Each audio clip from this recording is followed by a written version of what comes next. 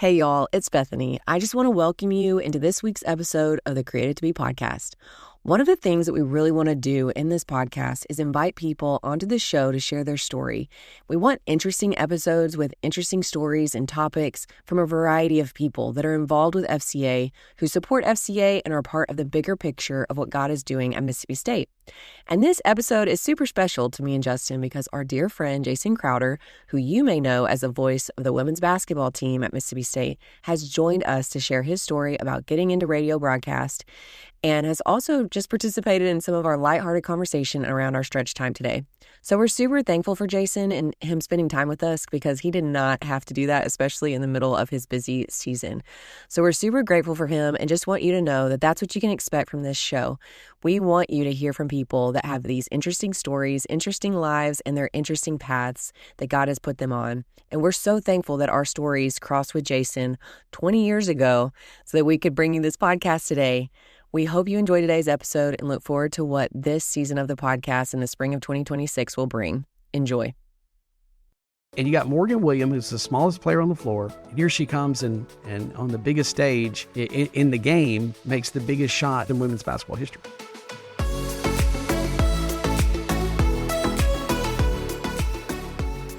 Welcome to the Created to Be podcast. Today we have a great episode with the legendary Jason Crowder. We're so excited to have you here today, Jason. Yes. Legendary, which means old. Listen to his radio voice already. He's going to outdo us today. That's great. No. We're so excited to have you here. Thank you for agreeing to be on the podcast. Add some variety to our show.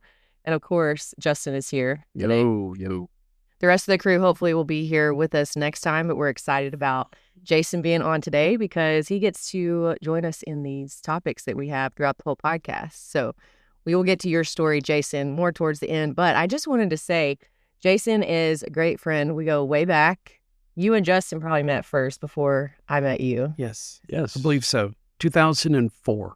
Okay. Was it the first that one FCA interview yet? It was. It was the first time I met you. Yeah. It was during baseball season. I think it was right after the start of the season. So sometime in February of 2004. It's been a long time. How long have you been doing radio at Mississippi State? Well, I could break that down into different categories. Okay. I've been covering Mississippi State since I got in radio, and that was 27 years ago. So somewhere around 2001, 2, somewhere right around in there. No. Let me go way back. I started in 1997, and I think probably around 98, 99 started doing some Mississippi State coverage. But as far as extended coverage and stuff was 2001, 2002, somewhere right around in there. It's been a long time ago. So how did you find Justin? Was this through Josh, or what did you do? I believe it was Josh, and I've met so many people, my brain freezes sometimes, and I remember Josh. Yeah. But I don't remember timelines sometimes. Yeah. So I believe it was Josh who connected me with Justin.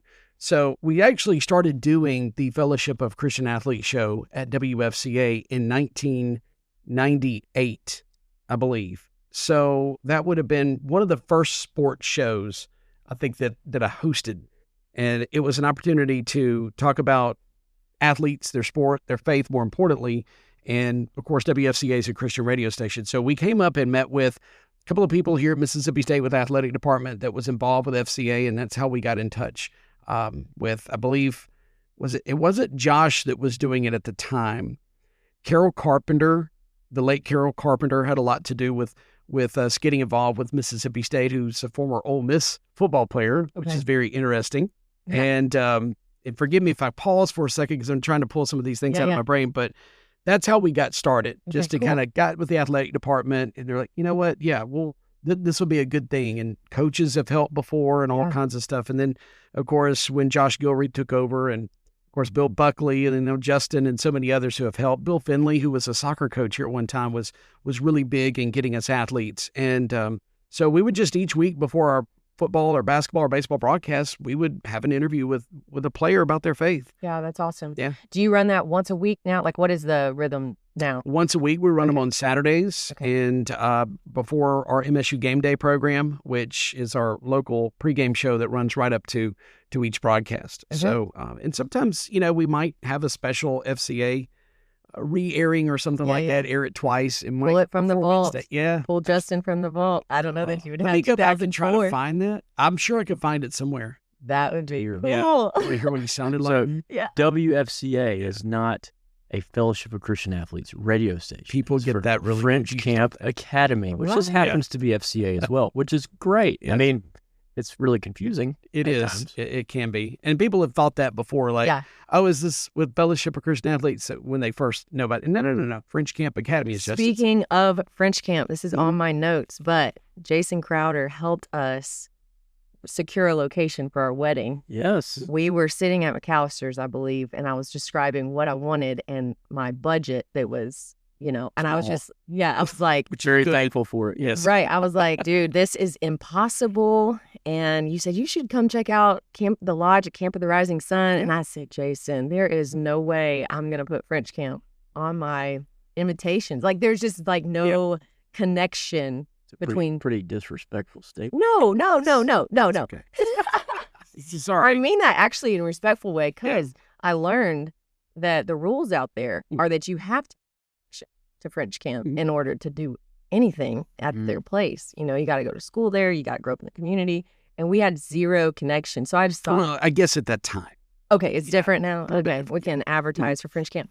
So I was like, and you convinced me, just come look at it. Come look at it. And it was awesome.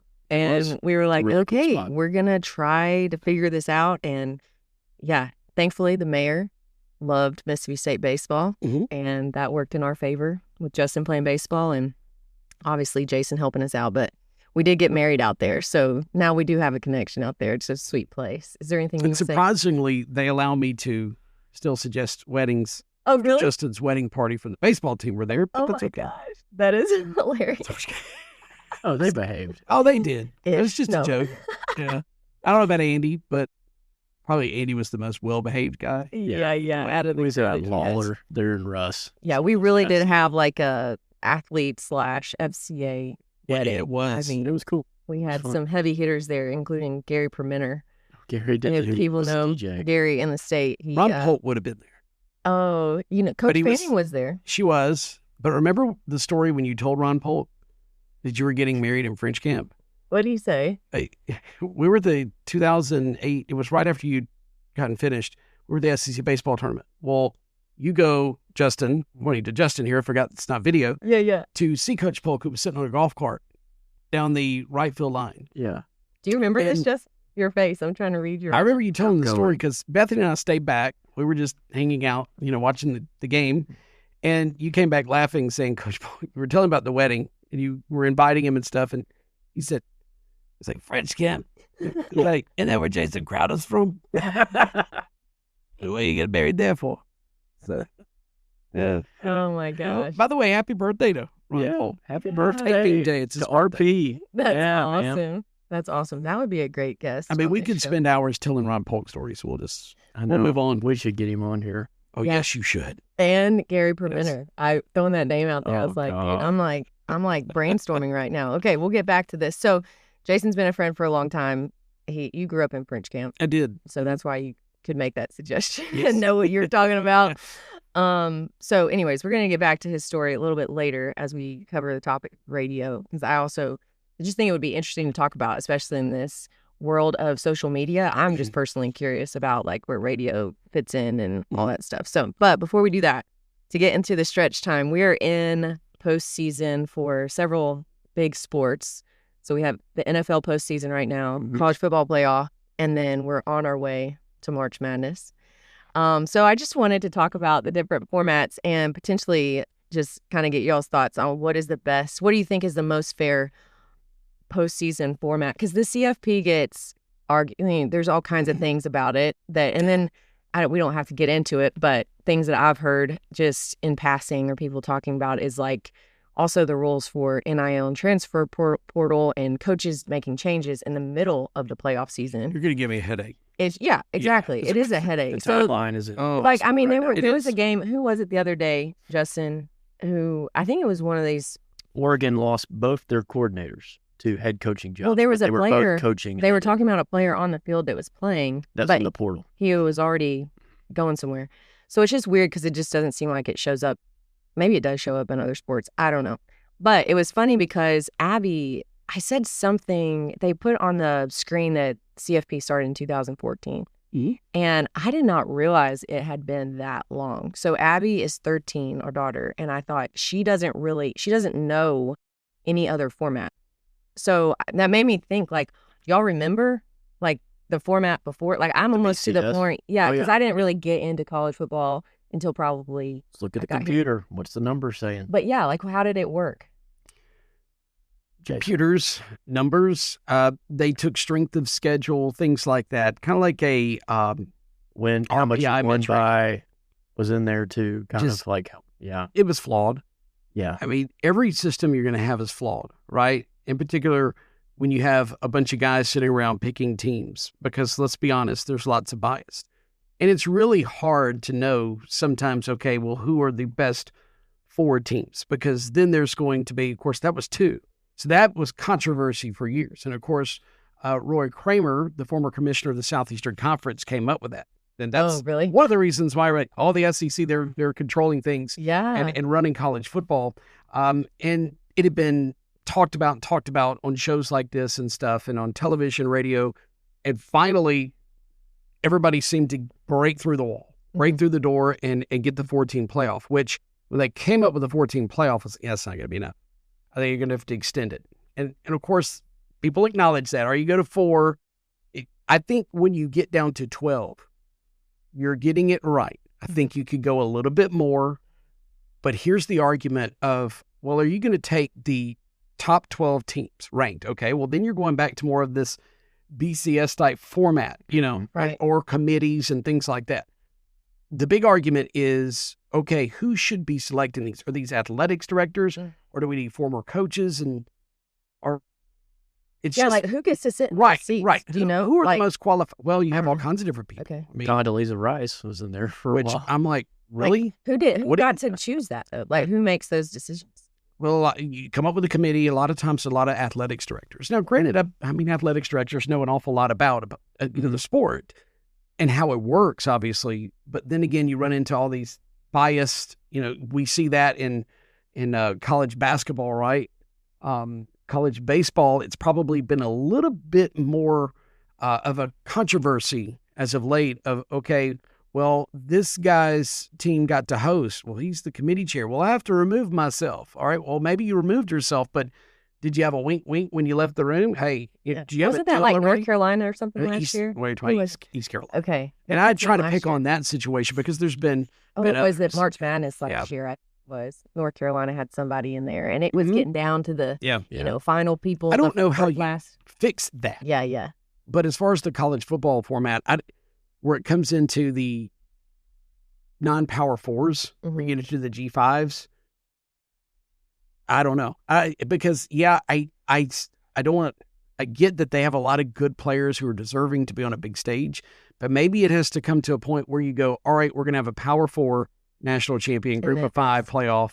Yeah. And I don't know that we'll ever see that, but maybe you should just go with the top 12 or 16, whatever's coming around the bend, and go with that. Because, I mean, you look at BYU, their only 2 losses this year were to Texas Tech, who was a top 4 team, and they didn't get in the playoffs, but you had JMU and Tulane. Right. And I'm not trying to dismiss their legitimacy as far as a good football team, but they're way better than Tulane, way better than JMU. Right. So, and then they're sitting at home. So, and Notre Dame. Yeah. Notre Dame. I also heard, but people don't feel sorry for Notre Dame like they do. No, there's quite a bit of haters on Notre Dame. A variety of the conference. Notre Dame. No, agreed.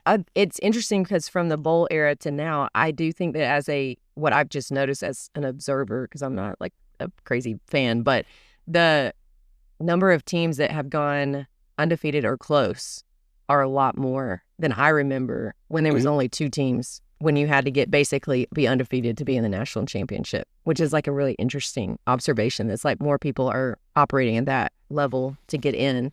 But then also Steve Sarkisian, after they beat, who was it, A&M at home or something? He was obviously they wanted to get in, it's UT. But like they played Ohio State, and his argument was we didn't have to schedule that game, and other people won't schedule that. So it's just really it's a legitimate argument. Yeah, and I don't care how you feel about Texas. Yeah, sure. Oh, why is Texas arguing? They're 9-3. The reason Texas didn't get in wasn't because they were 9-3. It was because you lost to Florida. Yeah. It was because you looked ugly in a lot of those games. And I know that it's not supposed to be the eye test, so to speak, but there's always the eye test. And so that's why you lost to Florida. And then you're running into the conference championship issue. Yep. What do you do when you have... It's about to go away. Really? Oh, really yeah, with have SEC or just four? Well, I say it would have to go away. I mean, it looks like it's going to be that at this point because, all right, so then there's the argument of you're punished. Like, let's say Alabama looked bad against Georgia. They look really bad. And that was their third discussion loss. Was, hey, they don't need to be in because they look bad, but we can't punish them because they're playing an extra game against Georgia. Right. And it's a big deal. Like, whatever. So if you pull Alabama out. BYU, though. If you pull out, then BYU. Second loss. BYU, only second loss. They didn't look that great against Tech. Tech really took care of them again. But then you punish BYU, though. Yeah. They were in the top 12 at the time. Do you think that with the way that AI is, that AI could do better than a commit? No. No? Because you think the eye test is part of it? AI is still pretty flawed. Yeah. And I don't think it's been perfected, or at least, I guess, depending on what you're paying for. Yeah. Because AI can throw out some really crazy stuff. You're like, that's not accurate. Yeah. I wouldn't trust AI. Yeah. I'm just wondering with, like, if a computer could do it X amount of years ago, and now with the way technology... I mean, it's a fair question. So, yeah, technology is a lot better. There's the debate of, like, okay, well, Alabama and Georgia are playing an extra game, but Ole Miss and Oklahoma are in, and they're just hanging out. Right. And getting extra time off. So it's like, shouldn't they be playing to stay in since this team's playing extra games? So it's kind of like, I know you want the SEC title. That's something. But now it's really based on, did you make a CFP? Yeah. You don't have to play that for it without having to play for it. Yeah. Well, I just thought it was interesting to remember back to like it was called the BCS for those of you who are young and don't remember this, maybe listening, but Bowl Championship Series, the computer, like you were saying, in the poll selected top 2 teams, and then they were in the national championship, and then everybody else went to bowl games. Y'all are probably a little too young to remember, but 1998 was the year there was almost chaos. That's when Mississippi State played Tennessee in the SEC championship game. And everything was on target to have the 2 undefeateds. Well, then you had Texas A&M upset Kansas State in the Big 12 championship game. And you had Mississippi State leading Tennessee in the fourth quarter. And that had the SEC officials, Roy Kramer in particular, sweating. Oh, no. Because if Tennessee had lost this game, then you had like a Florida State, a Texas A&M, a Tennessee, not a Mississippi State. They didn't have a good enough record and high enough in the rankings. But a Kansas State, they're sitting here going, okay, what do we do? Right. Because who are you going to, the best 2 teams, it was going to cause lots of chaos. Tennessee pulled it out late. The SEC breathed a big sigh of relief. There was no hate to the Bulldogs. Yeah. If you're a State fan, you're like, yeah, right. But it just is what it is because that was considered an SEC model. Right. The BCS. So they didn't want that chaos. Oh my gosh. So that was a chaotic Saturday. Yeah. Early December of people 1998. sweating bullets. Mm-hmm. And then there was the, poll and bowl era. And then like we talked about, like, it's just like an issue of fairness, like who gets in, so just thinking about like, that's really relevant because that's what you see on TV right now. I also I don't know that I love, and who cares probably what I think, but like January 19th still playing football. I'm like, this is basketball season, I'm like, for it to bring it on for me. I love all of it. Yeah, you like it all at one time, like bring it all in. Keep up with all the chaos. Because it's kind of weird. Basketball. It's kind of weird that NFL and CFP are like doing stuff at the same time, but my Saints were bad, so it doesn't matter. I'm not even looking at the NFL. Oh, right. There's hope, though. There's hope. They got some good pieces. They're going to be okay. We found our quarterback. I get that. Found our quarterback. But have they found some better administrators in the upper office that are going to figure all this stuff out? We got our quarterback, though. That's been the biggest problem. Well, there's still other problems. There is, but that's a start. Yeah. Okay, so if you could like pick the format that you like the best and logistics out of the question, all these things, we don't have to perfect the format. What is your favorite? I have a very personal favorite type of postseason format I like to follow and watch and keep up with. And Bethany have our very biased opinions. Yeah. Oh, absolutely. It just and I depends think on it's the which best. one I lean to. I think it's the best and the most fair. So what do you think? College World Series, the postseason for NCAA baseball. You think it's the most fair, or you like the structure of both? The kicker is how many SEC teams are getting in now. Like we've had a lot of teams get in the postseason the last couple of years. Like Florida got in late one year, LSU got in late, but then they also had great runs and caused a lot of trouble and ended up making it to the College World Series most of the time, or super regionals. But I love it because you can lose, I think, up to 3 games and still be maybe 4 games and be a national title. Yeah, and be a national champion. So it leaves room for, some mistakes. You're not going to have your best. And then it also takes away if somebody has the best arm that you can't just win with one arm. Ace, yeah. Wait a second. Are you talking about through the whole tournament or CWS? All of it. All the way through 5 games. So you could lose a game in the regionals, lose a game in supers, and then lose 2. 2, 4. Yeah, so 4. Yeah.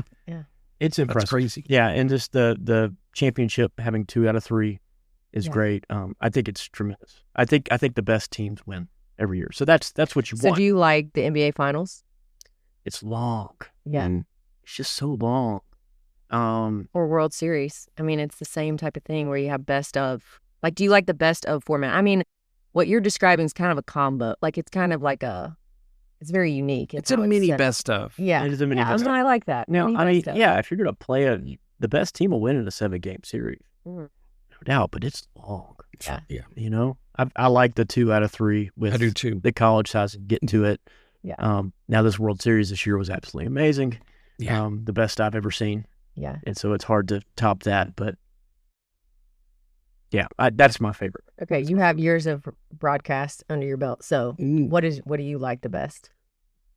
As far as now that it's come with a 12-team playoff, I want to expand it a little bit, but I do like that format. I like March Madness, but there's just something about that college baseball, that the weekend, the series.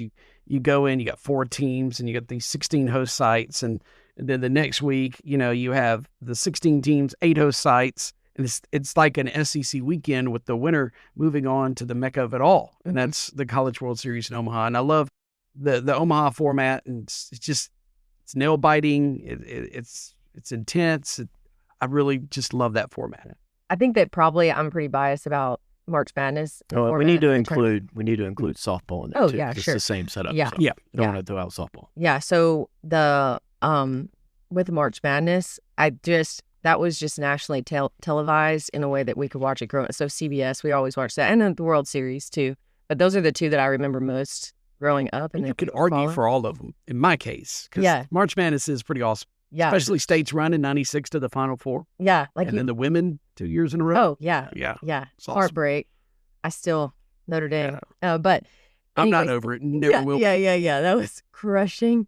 But yeah, I don't know. I think the highest potential for a Cinderella team is probably like a March Madness. But then that would be the debate. Is this really the best team, or are they just like we talked about I don't know how many podcasts ago, but we just happened to catch men's NC State run from the ACC tournament a few years ago where they went all the way through. I think it was 5 games they had to win. They were really bad and got hot. Yeah.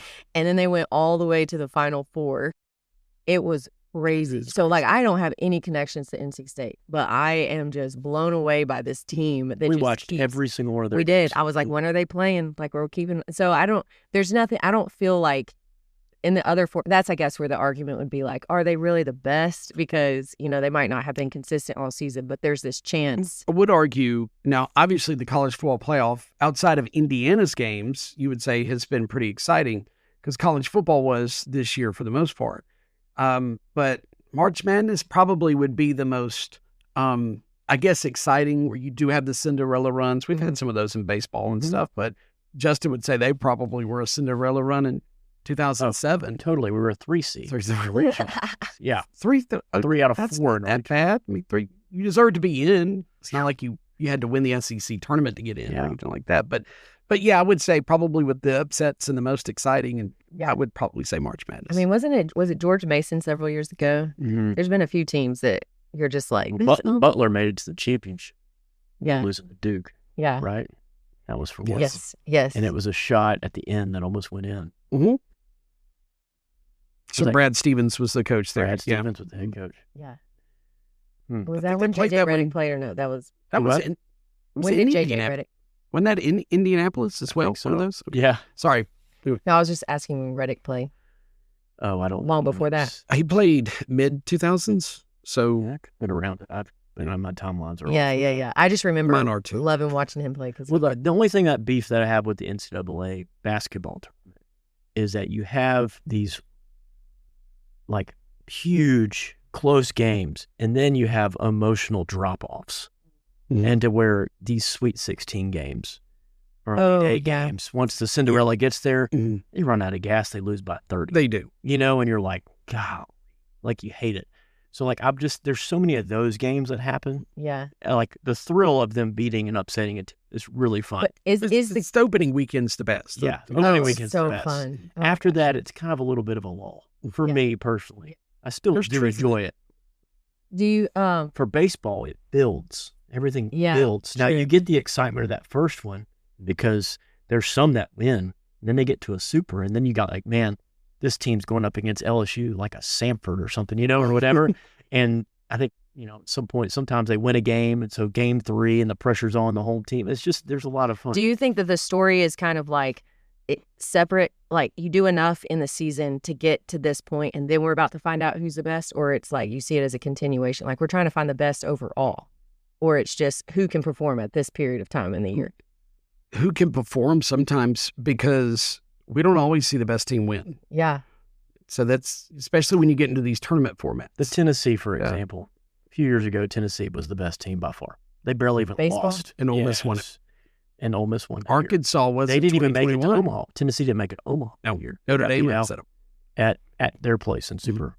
Yeah, I mean, I think there was a year Oregon State was like supposed to be there, and they didn't get there, and they were like, I guess I never really lost. had that thought before. Is like, what's the purpose of the postseason? Is it to actually find to declare this is the best team, or it's just who can, like, you're dogfighting and you're going for it? Well, you know? but it produces that because it's the multiple game stretch, and you have the 2 out of 3, and so you really have to find out who's going to win it. Right. And so you've got to be your best, or at least good enough to get through that 2 or 3 games. And that format should bring out the best. It should. Right. It should. And so, like you said, in a 7-game, best of 7, whatever, the best teams generally is going to win. Right. And then when you have, like, when you look at the Blue Jays and Dodgers, I mean, that was down to the last pitch. Anybody could have won it. So you get those exciting series, but it's supposed to produce the best. Right. But it doesn't always do that. And there's a lot of parity now in college athletics. It's going to get even more, of course, with NIL and whoever's out there competing in it and all that kind of stuff. And so makes sense. I can't even imagine basketball being a different. You'd have to have way less teams, I would imagine. Well, how many does baseball start with? 64. 64. I think that, I don't know how we'll land the plane on this, but how do you feel about like the expanding to, like, you know, the first 4 before you get to the 64 in March Madness? Is that really that much of a... Just expand it and call it the NCAA tournament. Yeah. Figure out a way to make it the NCAA tournament. Yeah. It's just, it's a weird situation because I feel like the argument, you get there and you lose. Well, you really didn't make it. You were in the play-in game. Right. And so it's... Yeah. But I do feel like it gets harder, like used to. At least I always carried this understanding was it was 20 games. You needed to win 20 games. Now you can win 20 games and they have all the RPI and all that stuff. Be left out. Yeah. So it's like become, I don't know. And if you see some of these early schedules, there's Man, a lot of cupcakes and it's but there's also, it's incredible who people are playing this early in the year. We watch some men's games that they have these classics and all this stuff. And they're like, they're already playing? My goodness. So apparently NBA playoffs is the most unchanged since 1984. Yeah. So that's kind of like, you know, where we, you know, it's been stable for a while, like in how they play. Fun fact. What are you laughing at, Jason? I'm just trying to remember all this stuff and sit back. And when I was a kid watching this stuff with my dad, you love the NBA finals, and to think there's some that you've gone with this format, you've stuck with it. Hasn't changed. Yeah. And then you look at college athletics, we're always tweaking stuff, right? Baseball, MLB has made some adjustments to get a couple more teams in. Oh, really? Yeah. With that wild card little play-in type deal to get into a series. I think they made that 2 out of 3 now. Yeah. So there's a little series before the series. Yeah. To try to get a couple more teams in, which is good because there's so many teams that play and only a few make it. Makes sense. Well, thanks for entertaining me on that. I think that maybe the most exciting are like the tournament formats, but really best of is, I feel like, where you find those teams that are most disciplined, like who can grind it out the longest. Like if I was in my brain to distinguish between the two types, because it's really just different types of ways to get to the champion. But I do think that best of whatever it is series seems a little bit more thorough. It does. I mean, matchups, you could match up better against another team. It all depends on some of that too. But it does. I think it does produce the best. Yeah. Yes. Matchups are important. And that's when you look at it, in particular in basketball. What seeding are you? What's on the bracket in front of you and all these, what's your path? And that depends on a lot. Because I've seen really good teams get so far in a tournament, but they're just a bad matchup for somebody else. Right. I mean, they're probably better than most teams, maybe talent better than this team, but what they do versus what you do, it's just a bad matchup. Yeah. So it happens. I just keep thinking about Purdue when they lost. Mm-hmm. Was that a couple of years ago? First round? Because it was Virginia was the first team to lose. Yes. Virginia. And they won the title the next year. Yeah. It was a good comeback story. What a great redemption tour anyway. Yeah, but then it was Purdue was the next one. Yeah. And they were like projected to go. I mean, they were number 1 seed, but and they had the 7-7. Yeah, exactly. Right. Yeah, they came back and got to the Final Four, right? I mean, I think with Edie, they did. Yeah, with Edie. So that's pretty good. I said 7-7 as a joke, he but is it's 7'4", I think. Yeah. Wow, I can't imagine. Yeah, he's large. Yeah. Is he as big as the guy on the Spurs? No, Okay. Wemby's got a few inches on him. Yeah, have you watched length. that guy? Wemby's an alien. Unbelievable. Length is more important to have than height. Yeah, in a lot of ways, and he has more both. disruptive. And he has both. Oh. And he has ball handling skills. And he has ball handling skills and can shoot threes. And yes, just a freak of nature. Yeah, he's an alien. Absolutely. Yeah. Yeah. Okay, well, the topic today is radio because, Jason, I was going to let you introduce yourself a little bit more thoroughly and, like, what you do. Kind of shared a little bit already. And also, like, you can, if you want to talk about where you grew up in Fridge Camp, why you support FCA, work in athletics, any of those things that you'd like to share. And then we'll get about, like, radio and just some, maybe some facts and then let you talk more specifically about what you do. Well, I did grow up in French Camp, as Bethany alluded to, born in Jackson, though. So people say, where are you born? Jackson. But grew up in French Camp. Yeah. Because most people, they don't know where French Camp is, especially when you go places far off. How far? It's like 45 minutes. It's about that. It's about 35 miles southwest of Starkville. Mm-hmm. If you go down Highway 12, cut off on 413, you'll go about 5 more miles, and then you're in the town of French Camp. It's a historic town that's on the Natchez Trace. Mm-hmm. And what we're known for is French settlers, obviously, that traveled up and down the Natchez Trace, which was also known as the Devil's Backbone. Remember that? The Natchez Trace was a very important thoroughway. I want to call it a highway, but it wasn't, but a pathway basically of trade from Natchez to Nashville. And so a lot of prominent people would travel it because that was the path to go. And then they knew robbers, that is, and thieves, and that this was going to be a lot of money going back and forth. So there were rich people, there were goods and things like that. So it's obviously safer now, but it's a national park. And so French Camp is a Christian school home that is located there on the Natchez Trace, mile marker 181. So I grew up in the community, and I went to high school at French Camp Academy, but as a daytime student. I wasn't a boarding student there, but that's all I knew. Was how big is the town? The town is probably within the city limits, 300 and something people, but if you go by the zip code 39745, it's a lot bigger, but still small rural town. Yeah. So, I just kind of thought it was normal that, you had daytime students, boarding students going to this high school that's basically on a little mini college campus is what it looked like. And so that was a cool aspect of it. So I graduated from there in 1996, went to Wood College for 2 years to kind of get some things out of the way before I came to the big university, Mississippi State. and I'm a graduate in broadcast journalism from MSU. And so lifelong. Do you still are there still people here like in the broadcast department that you know or like went to school with or do anything here? I'd have to think. Oh, that's a good question. I know Francis McDavid retired a couple of years ago. Dr. Ford, I think, retired a few years ago. He was here recently.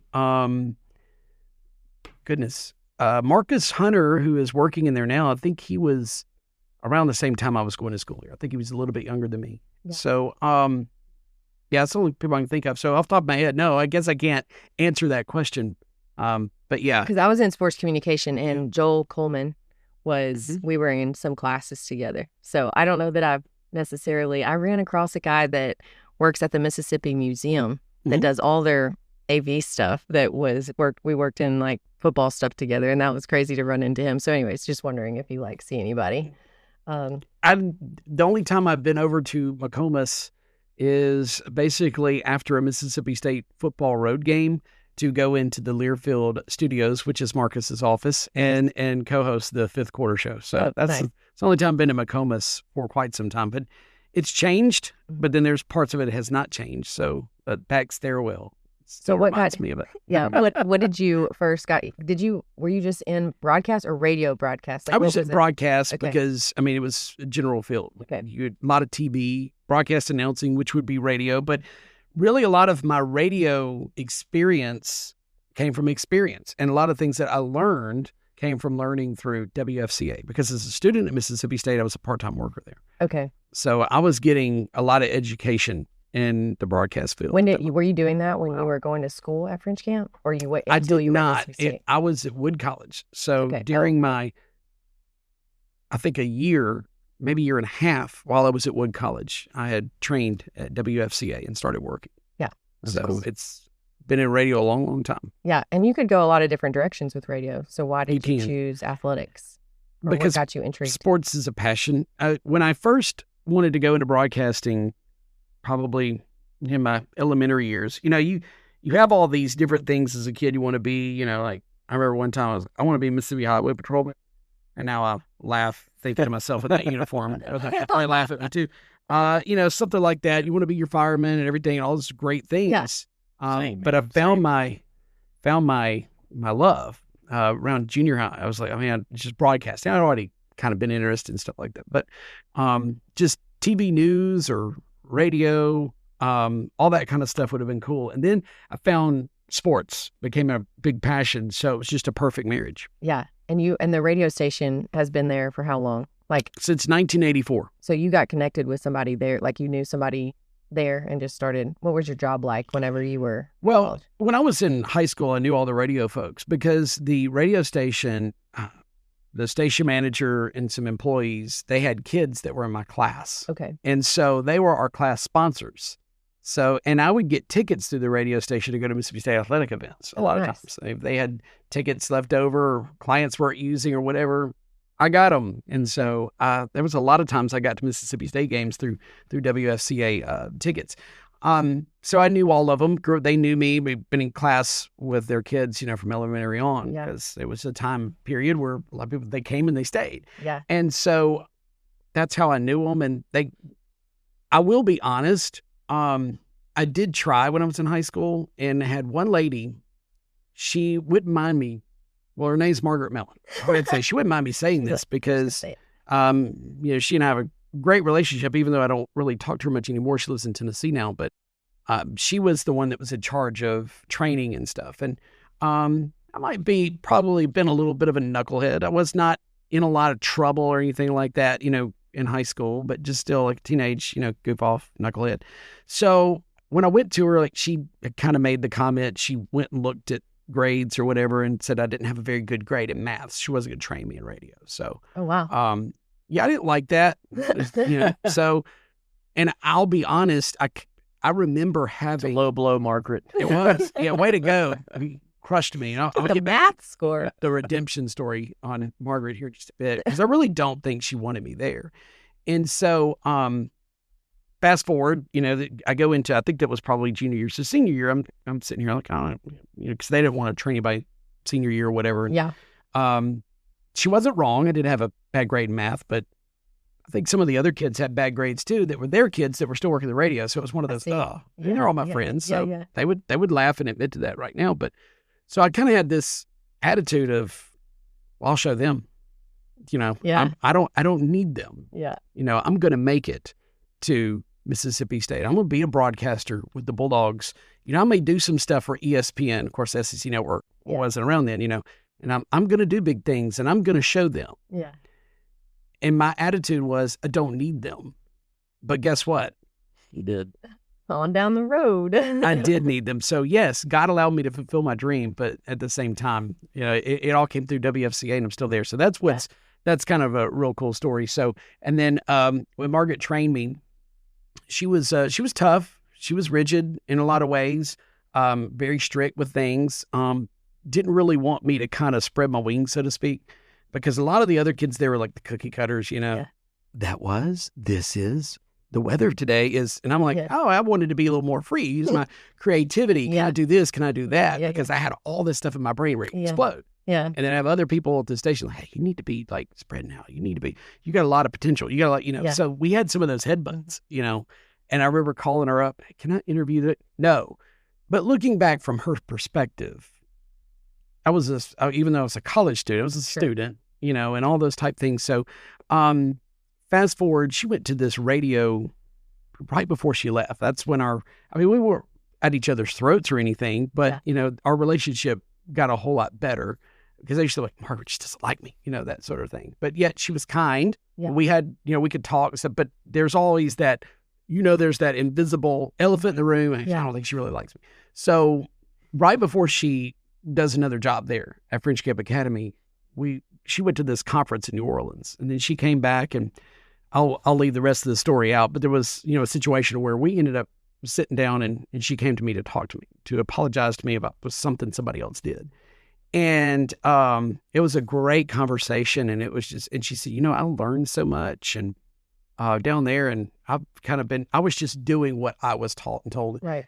And in her defense, I get nervous if I've had people I train like, oh, would I want to do this? Can I do that? I'm like, oh, right. I have to judge, are they capable of doing it or not? So yeah, I miss Margaret, and I used to tell her all the time, I thank her because she's the one that trained me in radio. And so I have a career, because she did take time with me. And so it took some other people getting involved to say, hey, we're going to train Jason when I got in college, but it wasn't a big resistance. So but what was your? You got your math grade up too. I did. There you go. Yeah, and then a couple of years ago, that same said math teacher, her family, they own a beach house in Pass Christian, Mississippi, and French Camp Academy owns a beach house for their staff.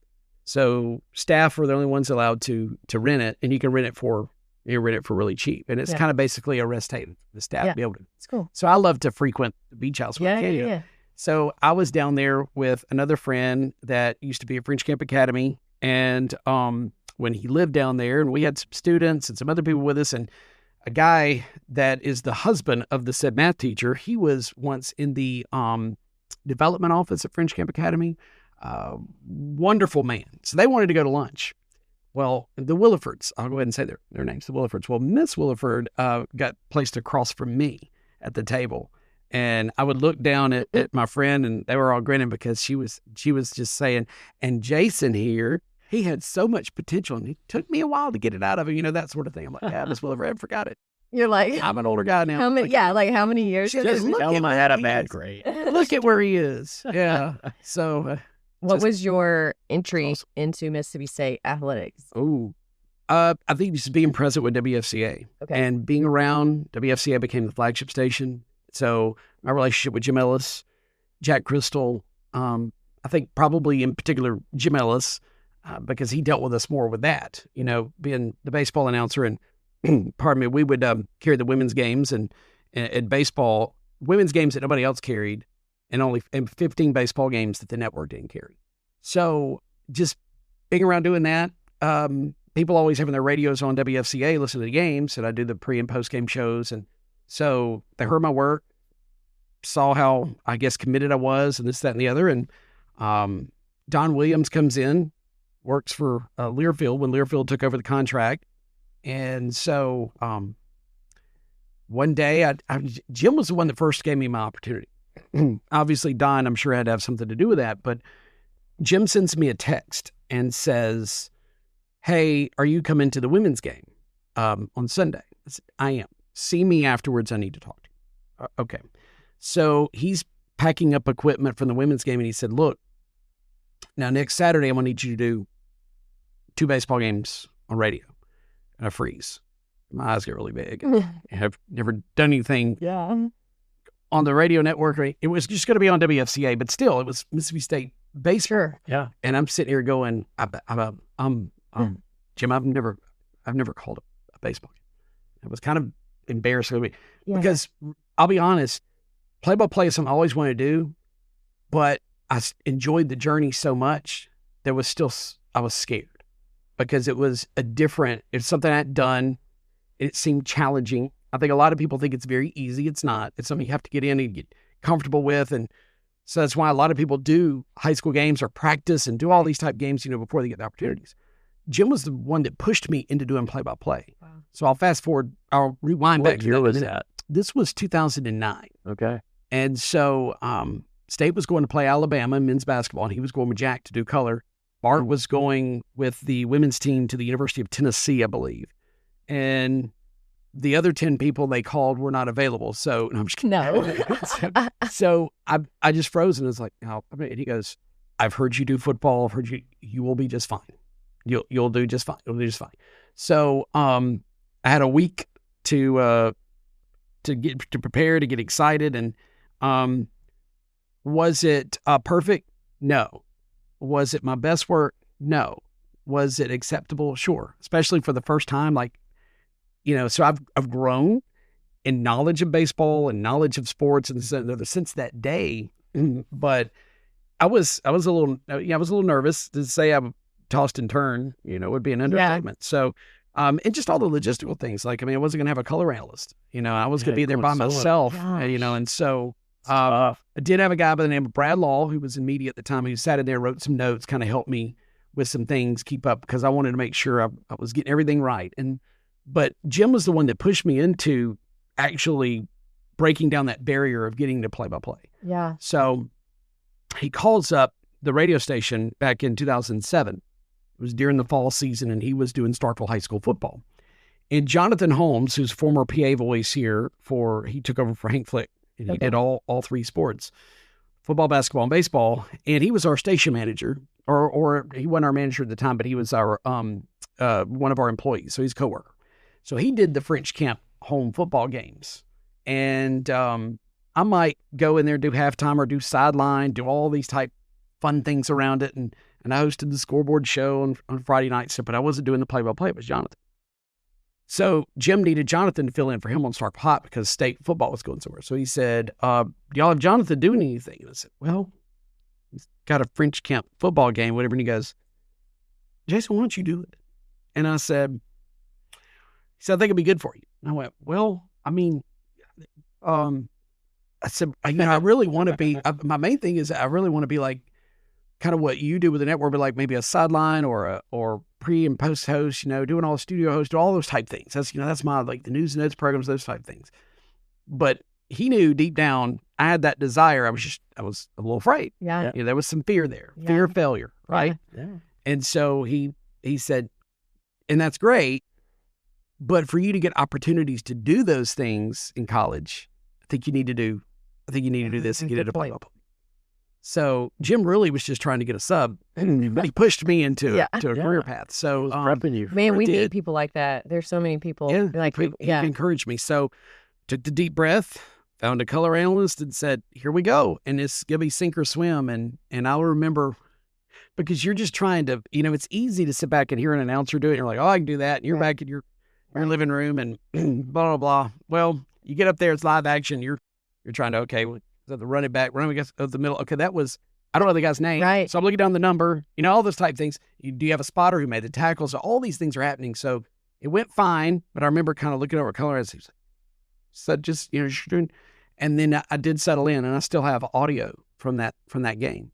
I kind of sounded like this, but I've not had sinus surgery yet. So do you, whenever you do, like I remember just when I've run different races, it's like I get nervous, but once the gun goes off or whatever, and you start that race, it's like your brain leaves. Like you don't even, you're like, rhythm, this is, comfortable. Is that how it feels once you get going? Yeah. And I don't just, I mean, there are times where I might think more about a broadcast than others. There's sometimes I've had I'm prepared. I'm not just sitting there I've got my notes and stuff, I got everything ready to go. But there are some times where you're 10 minutes out and you might have, all right, well, I want to do this in the open. I think it depends on the magnitude of the game. And there's sometimes you're just thinking about it more. And there's other times you're like, is that popcorn good? I might eat some. You're talking to somebody right there, and all of a sudden you'll hear in your headset, the producer will be like, 1 minute. You're, oh, okay. And then you kind of tune it out because the band's going and something else. And then you hear the open, you hear the little cowbells, and you're like, this is Mississippi State. And I'm like, oh, okay. I'm about to be on. Here we go. And then you can just roll with it. Right. And sometimes there's those broadcasts where it's just like, you can't do anything wrong. Yeah. And then there's other times where you feel like you can't get a word out right. Right. And it's and it sounds better than your brain's telling you. Right. So sometimes that's just all your inner comfort level and stuff. Yeah. But it should be second nature to me by now. So. Yeah. Is it? In a lot of ways, yeah. Yeah. Yeah. So it's a lot of hard work, though.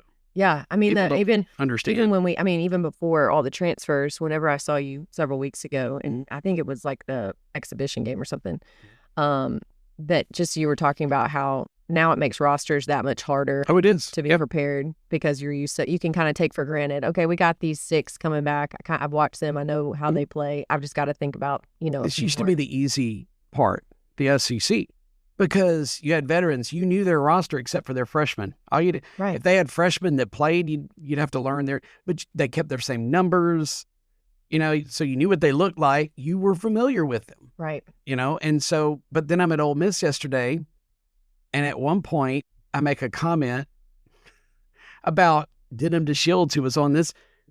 I think I said something about in Mississippi State's Ole Miss. And they had my brain was telling me, and I was like, it's crazy in today's college athletics because you'll see former Bulldog players here and then former like Kentucky or Oklahoma State players here. Right. It's just kind of crazy. That's a nice basket made by former Bulldog. Right. Well, and you look at, and then of course, Debris Chapeau is close to it's a dagger 3-pointer in the corner. She comes to see me after the game, and I'm up there and I look at her and I'm, you broke my heart.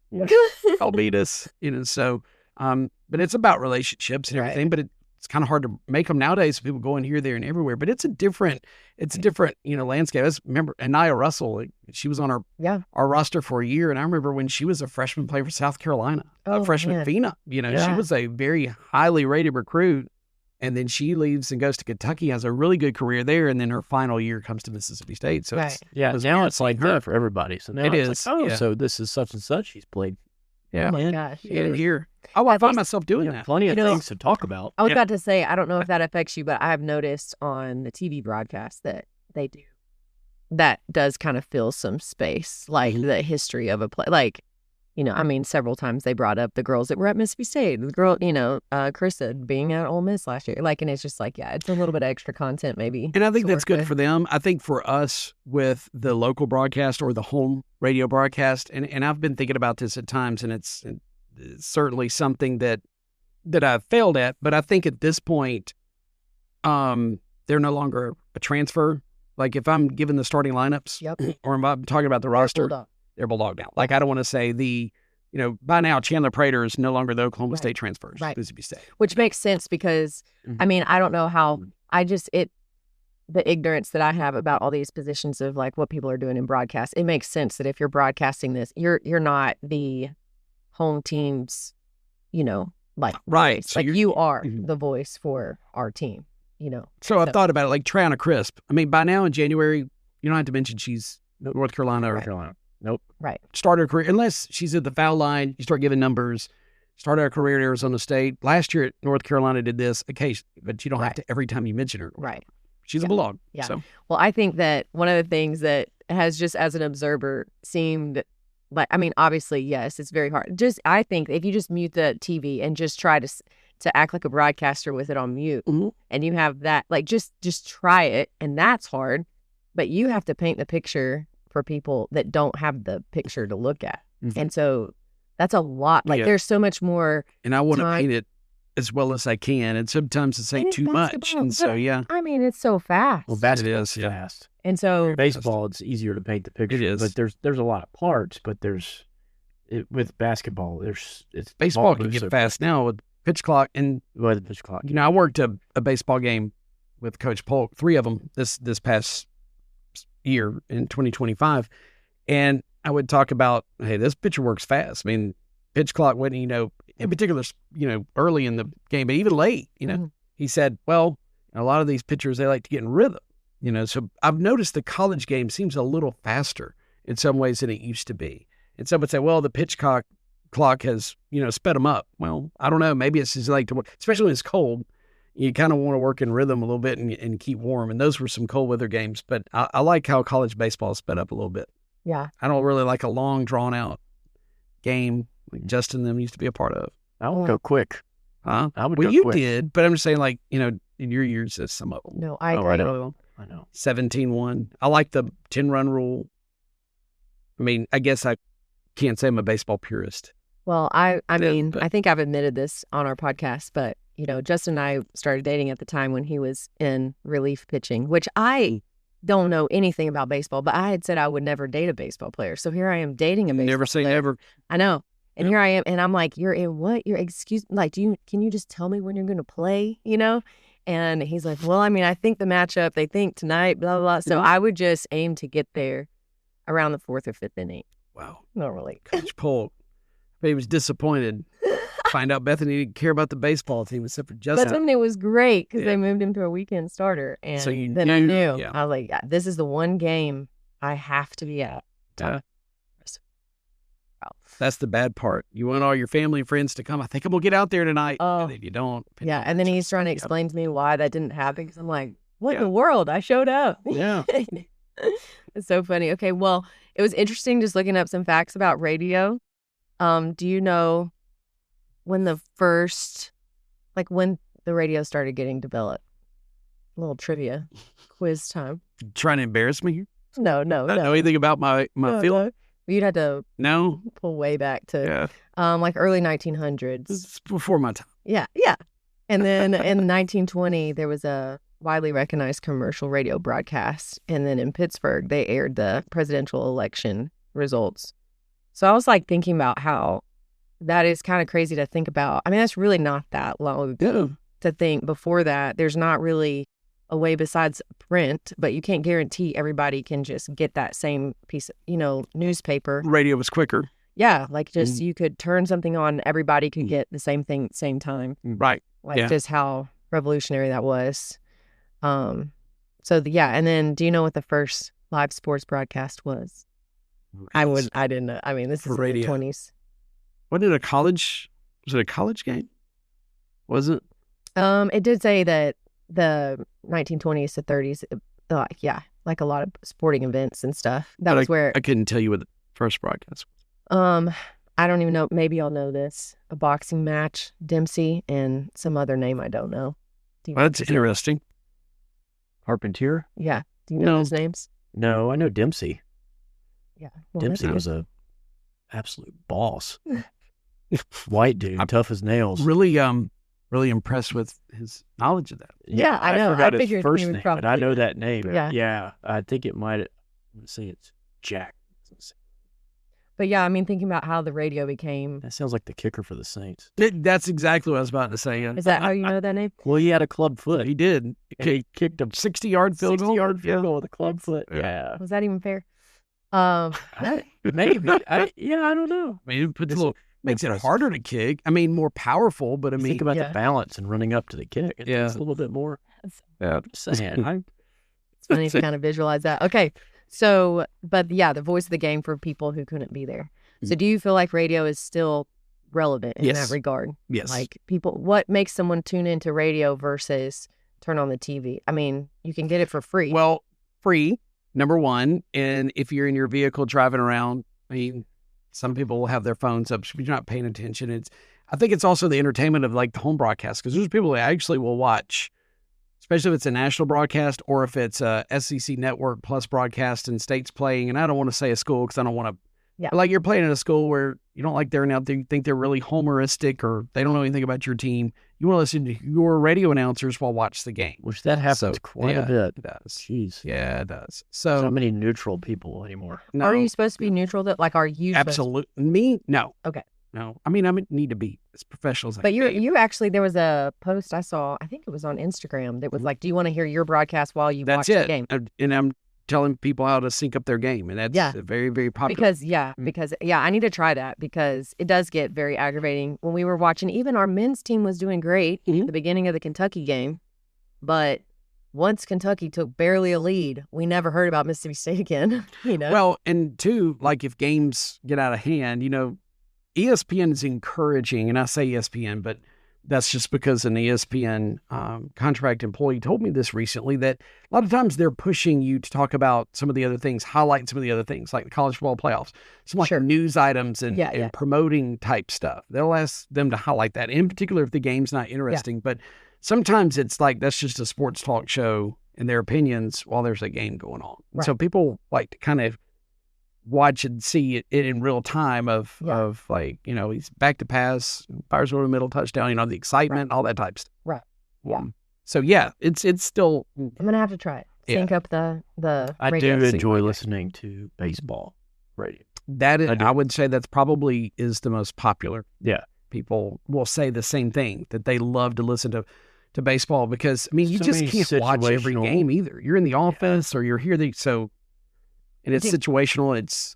Well, your dad used to listen at the game. Yeah. He would walk around and he would have his headphones on and watch. Yeah, and just walk around. He wasn't the only one. I used to see people do that all the time. Yeah. You don't see much of that anymore. Nervous. He would just yell at me from a distance. Relax and throw hard. Yeah. Relax and throw hard, which I did not throw hard, but that was his. I think that was his coping mechanism. You weren't even relaxed. Like trying to get through. I was relaxed, Dad. I was relaxed till I saw you, Dad. No, if I was him though, like flip flopping like the position, I would be nervous as all get out. Ben's out there. I saw him in the I don't want to say bowels of Rosenblatt because it wasn't beneath, but it was the concourse. Mm-hmm. That's the word I'm looking for. When you had just, I believe, come off the mound against North Carolina. Yeah. In that game one. 6th inning. And or he rolled his eyes, shook his head. He just ran out of legs out there too long, and because we had that error at third. Yeah, well, it was a really hard hit ball. I don't think Russ would have got the shot. Was everyone going to call him by name? I don't even remember who it was. No, it was a hard. It wasn't a good pitch either. So I take that one. That's so funny. Look at you. Okay, have you had a call that is memorable? Like, you have these people that have these crazy sound bites of. Yeah. You have one? I do. Yeah. I do. And it's because I went total fan mode. Morgan Williams shot. Yeah, of course. Yeah. Oh, yeah. So that one. Can we find that somewhere? Is that in a vault? That would be fun. Yeah, absolutely. Jason, you got to call that game, dude. Yeah, I was blessed. She was right in front of me. Yeah. It was one of those, you think about all these people saying Indiana playing for a national championship football. Right. Nobody would have ever dreamed. And back in the 80s when state women's basketball was trying to kind of really get this going, but at the same time, the athletic part really didn't care if it got going in a way. It's just kind of like it was always the bigger sports and this, that, and the other. So, but then Larry hires Sharon Fanning Otis, who changed the thinking. She got Mississippi State competitive, getting to NCAA tournament stuff. And then she got state to their first Sweet 16. But you think about some of those early 90s, 80s, 90s, you would have said Mississippi State play for a national championship women's basketball, I would have laughed at you. Mm. And so not only ending a 111-game win streak against one of the greatest coaches of all time, against one of the most dominant college franchises, I say franchise with the NBA, but college programs of all time. Any kind of sports entity, it's UConn women's basketball, and they just couldn't be beat. And you got Morgan Williams, who's the smallest player on the floor, who Coach Schaefer, from my understanding, was kind of like, And then Johnny Harris offers her the scholarship. From my understanding, the way I've been told before it was really approved, and it was kind of, okay, So I don't think he was really sure on her. And here she comes and on the biggest stage, in the game, makes the biggest shot and probably arguably one of the biggest shots in women's basketball history. I mean, in a way, and Vic Schaefer has said this, and I think in some ways he's right, that opened up the door for women's basketball parity. Yes. Well, I was going to say, I mean, they were showing that. Down the Titan. I mean, yeah, because UConn was 111 games. And we've been beaten by 60. Right. Like 90 to 93 to 33. Before, in the second round of the tournament, it was a 1 versus we were 8 or a 9 seed. It was the third, because it was Sweet 16. Third, Sweet 16. Because we had to play them there in Connecticut, not on their campus. It was in, not Hartford. Where were we? Anyway. And they beat us by how much? 60. Was it 93 to 33? Oof. Yeah, I remember never more in my life ready for a broadcast to be over, a game to be over. It was just, really, really hard. And just so to flip that, I mean, there's so many layers to that. Yeah. And then, I think Morgan did her dad just pass? Or her dad was sick? He had passed before she came to Mississippi State, but not long. And that was like an anniversary the day before when she had that really big game against Baylor. She had a great tournament. Yeah, she had an amazing tournament. I will never forget the many emotional outburst of Kim Mulkey in that game. She was fun to watch. No offense, Kim, if you come across you're a great coach, but it was just, I remember she squatted down and she got one of her assistants' faces. This was in Oklahoma City. I was there. Yeah. She spazzed out. Oh, yeah. She was not happy. That was a very exciting game to watch. But she did get to go watch her son play baseball at LSU the next weekend because of it. Yeah. I mean, we did her a favor. Yeah. Sorry, yeah, Kim. we actually. I respect you, Kim. That was my first ever Final Four to go to, and I took Abby. We drove up, and my family was there. Mm. And my dad lost his mind. I've never seen him that much expression on his face when she was dead set the whole time. We are going. Yeah, I was like, we're going to beat him. But I think that there's, and I was just like, yeah. But any kind of barrier. I was happy to be there at that moment. It's like, hey, we're the Final Four. We can go home now. It really is. It's like a barrier. Like what is that story about, like the 4-minute mile or whatever? When somebody busts through that, kind of like going back to the CFP thing. It's like whenever you see, you got to go to what is it, 13-0, something like that. And it's just like, then once somebody does it, and then it's just like interesting how other teams take that and are like, they did it, we can do it. Boise State against Oklahoma and how that changed the small team. Yeah. They were huge. And they've been a respectable program since. Yeah. It's been hard to get back on that big stage, but they've been good. I mean, they made it to the CFP last year. Yeah, they did. They were They actually had a bye. Yeah. They're well coached. Coach Danielson, great believer too. Strong. I have a few questions as we wrap up. First of all, does every program have radio broadcast, or is it kind of like is that normal? Like in college, like they're going to have a radio person? Bigger schools, G5 schools, so most, but you may see, like, let's say a SWAC school, some will bring radio to Mississippi State, some won't. It's not that they don't, like for women's basketball, it's not that they don't have it, it's just maybe that's not the right game they could go to, or this, that, and the other. I know Alcorn's there at every, and they have one guy that does it all. My friend, Mr. Charles, and then of course Rob J at Jackson State. But he was not there for women's basketball this year, where normally he is. So it just depends. This year there's been some not bring radio, but they may have them for home or whatever. But if it's an overlap season or how many people do we have at Mississippi State? Part of the radio team? Yeah. Okay. Well, Neil Price. And, of course, with football, you got Jay Perry is on the sidelines. Matt Wyatt's in the booth. Marcus Hunter's the pre- and post-game host. I join him for road games. Jay joins him for home games for the post-game show. Caleb Hamill's filled in for Neil Price on a couple of occasions as a freelancer. And then, of course, you got me. So, and let's see. Bart and Charlie used to be a part with pre- and post, but they stepped down from that role this past year. So. And they haven't done any radio, so I would guess that's and y'all cover football, baseball. Football, basketball, men's and women, and baseball. And there's been talk, and I don't think it's a secret, trying to get softball involved in some way. So that's cool. Because it used to be. Yeah, that's cool. Any changes that y'all have had to make as there are other outlets for people to get, live updates or anything like that, or has radio kind of stayed the same? I mean, I don't think that there's anything you do any different. It's just kind of like, everybody tries to navigate the waters together. Yeah. It's like, when radio came out, it was going to kill newspaper, and newspaper's still around, even though there's a lot of them that aren't what they used to be. They're still, relevant in some ways because maybe they do it a different way, instead of just relying on the print, it's on website or whatever. And then, of course, when TV came out, radio, and that they coexisted for years and years and years. And now you're getting to where everything's on TV, and now you got podcasts and all these kind of things. So there's always this competitive.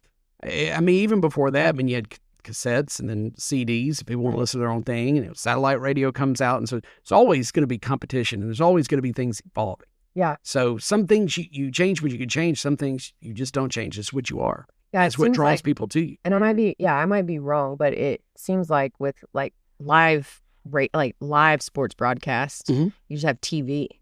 But it'd be like more of the shows and stuff would be more of maybe where the podcasts compete or the sports shows. Is that it? Yeah. So I mean, so you can have a couple different things. Right. So let's say I'm doing a live radio show for sports 7 to 9 in the morning. But that's when someone's driving to work. And they may listen a few minutes and say, well, I'm going to listen to Justin Bethany's podcast. Or I'm going to listen to this Mississippi State podcast, and that and the other. So there's lots of entertainment and stuff to keep us busy at our fingertips. Yeah. Whether it be audiobooks, podcast, all these different type things. So we have lots. I wonder where, if there's a generational gap, if it really falls off with a certain group, I think it might fall off with me. With your generation? Yeah, because I used to listen, I was with my dad, and we'd do talk radio on the way to Saints games, listen to Buddy D, on the way to Saints games, or whatever. And so I just got into sports radio, talk radio, whatever my dad had, because he just had it on. He was a radio station guy. He still owns WRJW in Picayune.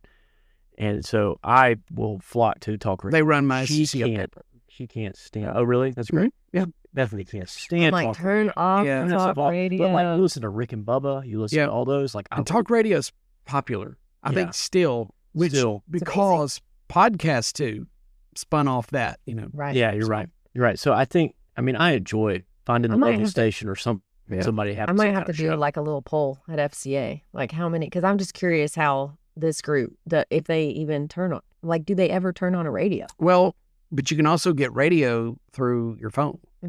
Matter of fact, if I'm not in my vehicle, the only time I listen to radio is through my phone or iPad or something. So that's probably, it's kind of like newspaper. Well, you get it a different way. Right. So. I might have. But most people probably don't have one sitting next to their bedside. I road games, I got my phone on and I'm walking around listening to you guys at road games. Absolutely. But I wonder that if I held up radio, what is this at FCA? You're like, I don't know. I voted Braveheart a year or two ago at FCA. Yeah. And I said, freedom, like Braveheart. Crickets. Yeah. Oh, and I went, oh no, they weren't born yet. Right. It scares you, doesn't it? It makes you feel really old. Yeah. We're like, well, here we also appreciate when you grew up, though. Just the things that we got to experience. You ever seen The Goonies? What are The Goonies? I'm like, oh my gosh, one of the greatest movies. We were just at an escape room, and the lady asked us that, and I was with my family, and I was like, I know what that is. And they were shocked. They were like, Bethany, how do you know what you married me? And I said, Justin made me watch it. I watched that movie on a plane ride recently. It was on Netflix, and so I downloaded it. And that is awesome. That is great. awesome. Okay, last question. I promise. There's so many more that I could ask you because I'm just really curious. But FCA, why do you support FCA or a champion of FCA? Well, because it mixes two passions. Obviously, I love the Lord, and I believe in His Word. He is who He says He is, and I love athletics, love athletes. So it's kind of goes back to my love of sports and broadcasting is a perfect marriage, right? And so I have a special heart for FCA, for that and all the relationships, that I've been involved in. And, I was talking with someone from FCA the other day that, we're talking about how, rarely sometimes are people going to walk an aisle of church to give their life to Christ. You got to go out there, and that's what you guys are doing. With FCA, y'all are out there. You're on the mission field. You're not necessarily just, you have your huddles. You're inviting them to. It's like inviting them to church, but at the same time, you're going in the trenches with, not saying church is a bad thing. I'm just saying, like, so that's that kind of, I'm out there, I have to travel and all that kind of stuff. So, I see the benefit of FCA, and I see the benefit of what the Lord can do in their lives through sports. People look at sports as a bad thing. Oh, people bet on sports, people go to games, get drunk, and then kill each other over it, and this, that, and the other. But it can be a great thing because it draws a lost world into Christ.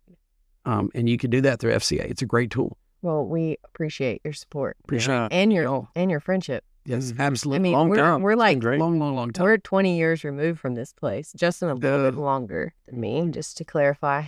See, I'm not that much older than you guys. Yeah. It's Justin. No, because I was not long out of college when I first met Justin. Yeah. Yeah. Arkansas trip, road trip. It was a good time. Yeah. Going to Little Rock, watching us. It was like a comedy. The next morning, I had to get up early to go do pregame show. I traveled with Jason to Little Rock to watch us play Arkansas. Oh, yeah, sorry. And is it Veterans Memorial or something stadium? What is the stadium? Generally, you're safe to say that stadiums are veterans, it's something like Veterans, that. something. Little Rock. Yeah. Anyway, it was a great time. We had a road trip together. We got to know each other well. It was a lot of just fun. the two of you? Yeah, or this is on a... Okay. Yeah, he invited me to come. Yeah, we had some friends, or Justin had some friends stay in the hotel room with us, kind of like a big bachelor pad. Everybody's there. Really? Yeah. The next night. I don't remember that. Cool dudes. I don't remember. I don't remember their names. But anyhow, so I had to go to the stadium earlier, and Justin called for something. There was something you need to know. Did I get this? Wherever it was. And I said, it was like, hey, did I snore? You're like, a little bit. And you went, did I talk in my sleep? I was like, a little bit. So Justin played baseball in his sleep. Am I going to embarrass you? You can edit this out if you want. He did. Oh, like playing. You played baseball in your sleep. Yeah. Oh my gosh, Yeah. that is hilarious. You were good to know. Calling somebody off. Like what? What do you mean? He was. I got it. Well, first of all, you were asking, is it yours or is it mine? And you're like, I got it. So that's all I remember. It was a long time. That's hilarious. Awesome. I went right back to sleep. That is hilarious. So 20 plus years later. Coach Polk was impressed. He was practicing in sleep. That's right. Yeah. Mental reps. Mental reps were a big deal, so it's getting in my sleep too. Bonus stars for Justin. Yeah. That is hilarious. That was a fun trip. Yeah. Lost the game, but fun trip. Yeah, it was close. We had a chance. I got so tired of hearing pig suey. Good gosh. Oof. Well, now that you've heard about Jason, you can come up and ask him questions about radio, I guess, when you see him around, right? I don't know if I'll be able to answer them, especially if it's like, when was radio invented? I don't remember. No, I like to throw one up you, random things. Well, I'm kind of ashamed I didn't know. Oh, my gosh. No, well, that's okay. Yeah. That was not an expectation. Listen to a podcast. Right. I'm sure there's one solely devoted to it. But we're so thankful for those of you who listen. And if you have stories that you want to share with us, please send those in. We would love to read about those and maybe share those on the podcast as well. But Jason, thanks so much for your time. Thank you. We really appreciate it. I've enjoyed it. God bless everybody. Thanks for listening to the Created to Be podcast. To learn more about FCA at Mississippi State, visit www.msufca.org and follow us on Instagram at HailStateFCA_. If you would like to become a financial partner, visit www.fca.org/donate to sow into the work God is doing through FCA at Mississippi State.